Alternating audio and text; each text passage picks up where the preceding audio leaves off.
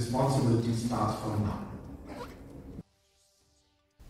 Ka Sorkar Jylla Meghalaya kelada paktin sya ka Sorkar Pedeng bahkan om yele jubor ban Pynbor yaki Lynti rel lada ki Paidbah ki Sngew Khohñioh syapangkani. Myntri Rangb ke Jylla konret ke sangma ha kesngi paleu lai thu ha ginong patai kubor bola dat ban keren ya Myntri ke tanat penyak rel bakam long ka babiang ban Myntri jubor kani ke projek klem da pensyai shwa ha ki Paidbah jong kani ke Jylla ha ka bedai bak jing tieng jing siir jongki. Usang ma ula penpauru ha ke Sorkar Pedeng bak Jylla ke kloy ban ra kini ke projek na ke bentar ki rulum KHASI bak jain tias ki jaka ki baki beriu ki kloy ban pidang yaki.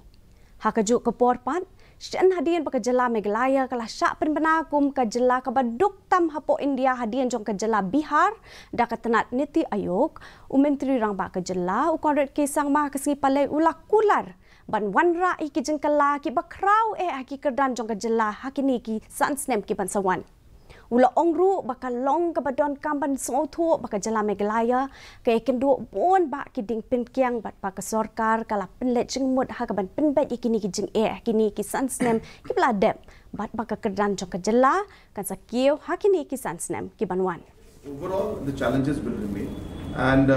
we have to start off by accepting the fact that we do have challenges, accepting the fact that we are lagging behind, and only by accepting it we'll be able to take things forward. And what is important is now to look forward and see how we can make a difference and change things. So definitely, whatever the factors that Niti Ayog has brought into the